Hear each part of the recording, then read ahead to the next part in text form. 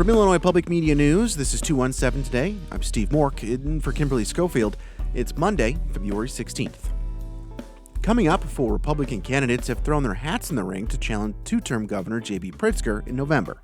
That story in just a few minutes, but first, these headlines. A bill that would give Illinois regulators more authority to control the rising cost of homeowners insurance could get a second chance at passage when lawmakers return to the State House this week. Capital News Illinois reports the bill failed to pass on the floor of the House during the final hours of the fall veto session. But State Representative Robin Gable has filed a motion to reconsider the bill and vote on it a second time. Governor JB Pritzker called for legislation last year after State Farm Insurance announced a 27% increase in homeowners insurance rates in Illinois. Pritzker and others have suggested the company has been shifting the cost of disaster-related losses in other states onto the backs of Illinois consumers, which industry officials denied. Illinois lawmakers are banding together to address state finances ahead of Governor JB Pritzker's budget proposal this week. Sam Nefsker reports. A coalition of 40 lawmakers wants to confront the state's high property taxes and prioritize funding for healthcare, education, and housing. In this year's budget, Illinois underfunded state services because of a lack of federal dollars. The upcoming budget will face the same pressures. State Senator Karina Villa of West Chicago is on the coalition's Democratic-led executive committee and wants to increase taxes on billionaires and corporations. This Trump regime is slashing their responsibilities to the taxpayers. Here in Illinois, we need to hold those same corporations and billionaires accountable. She says the group's efforts will extend beyond this year. I'm Sam Nofsker. Biofuel leaders say the shipping industry could be a golden goose for ethanol and soy-based biodiesel, but one of the big barriers is the Trump administration, which torpedoed a global agreement to reduce pollution. Harvest Public Media's Rachel Kramer reports. Even though Iowa is far from any oceans, the marine industry came up during a regional biofuels conference last week. Monty Shaw leads the Iowa Renewable Fuels Association. There are massive new markets out there that are looking for the very solutions that renewable fuels have to offer. The marine industry represents an 80 billion gallon a year opportunity. The International Maritime Organization wants to eliminate greenhouse gas emissions by roughly 2050. To get there, cargo ships would need to transition to cleaner fuel options. Over 100 countries were set to vote last fall on a measure that would require ships to pay a fine if they didn't cut their emissions. The U.S. threatened countries with sanctions and visa restrictions and voted to delay the decision until October. I'm Rachel Kramer, Harvest Public Media. A proposed federal ruling would limit which waters and wetlands are protected under the Clean Water Act. Conservation advocates argue the revision is much too narrow, while farm groups support the change. Harvest Public Media's Jess Savage has more. A wave of letters signed by environmental advocacy groups across the country say the new definition ignores science and leaves the vast majority of remaining American wetlands unprotected. Nancy Stoner is a senior attorney at the Environmental Law and Policy Center. She says when lawmakers first wrote the Clean Water Act, they intentionally made it broad so it could protect more water resources. They thought they were fixing the problem.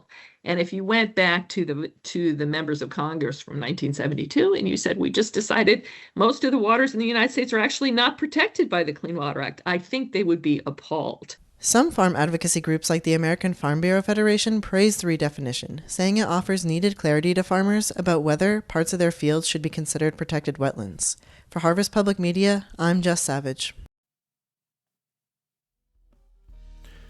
Still to come, 4 Republican candidates have thrown their hats in the ring to challenge two-term Governor JB Pritzker in November. That story is coming up next on 217 Today, but first, meteorologist Andrew Pritchard with your forecast. I'm meteorologist Andrew Pritchard with your IPM News forecast for Champaign-Urbana. Your forecast for today: patchy fog in the morning, otherwise partly cloudy with a high of 60 degrees and a southwest wind 5 to 15 miles per hour. Tonight, mostly cloudy with a low of 38 degrees, south wind 5 to 10 miles per hour. Tomorrow, mostly cloudy with a high of 58 degrees, a south wind 10 to 20 miles per hour. Tomorrow night, cloudy and breezy with a chance of light rain or drizzle and a low of 52 degrees, south wind 15 to 25 miles per hour. And for Wednesday, sunny, blustery, and warmer with a high of 68 degrees, with a southwest wind 10 to 20 miles per hour. Next time on the 21st show, it's President's Day. We'll talk with NPR's own Steve Inskeep, whose most recent book considers Abraham Lincoln as a politician. He was Honest Abe, who didn't go around lying, but would withhold things. And sometimes people would feel that he was, in fact, deceptive in that way. I'm Brian Mackey. That's next time on the 21st show. Join us at 11 a.m. on AM 580 and 6 p.m. on FM 90.9. You're listening to 217 Today. I'm Steve Mork. 4 Republican candidates have thrown their hats in the ring to challenge two-term Governor JB Pritzker in November. They face an uphill battle against a billionaire Democrat in a state that has shifted more and more blue over the past decade. Mawa Iqbal has more. It's a Friday afternoon. Dozens of people are gathered inside a community room in Champaign, about a mile away from the University of Illinois campus. Ted Dabrowski is hosting a meet and greet, and he's pulling up a slideshow on the overhead screen when a blown-up picture of Governor JB Pritzker pops up. Let's remember the target. All right.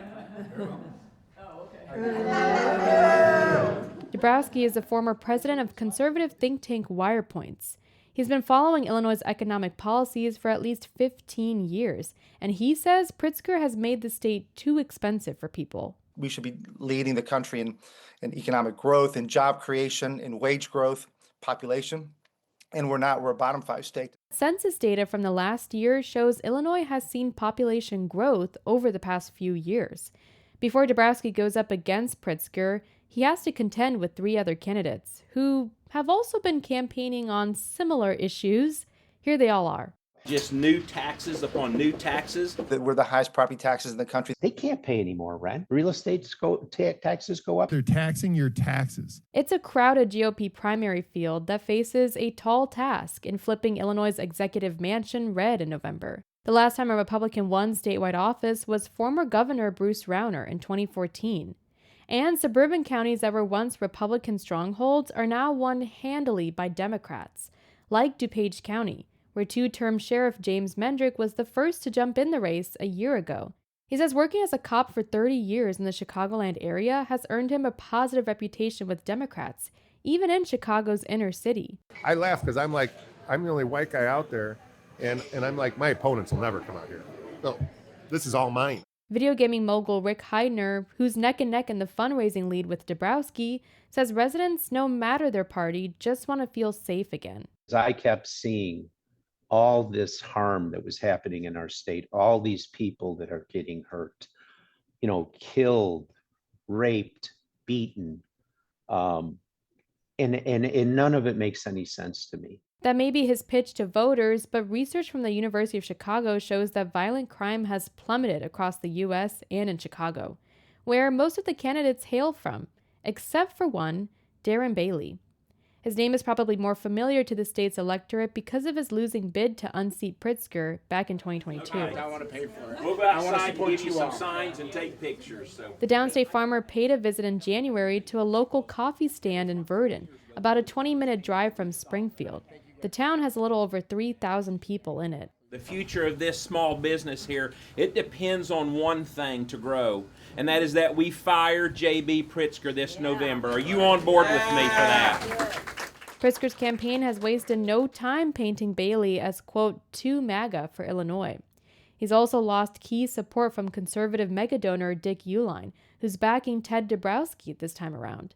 In this second go at Pritzker, Bailey has rebranded his campaign to put less emphasis on social issues and President Trump, whom Bailey courted 4 years ago. This does not revolve around President Trump, and I want the people of Illinois to truly understand that. I want them to come and have a conversation with me. We've got our own unique problems and situations, and it's time that we stop this political divisiveness. The Illinois Republican Party isn't endorsing anyone in this race.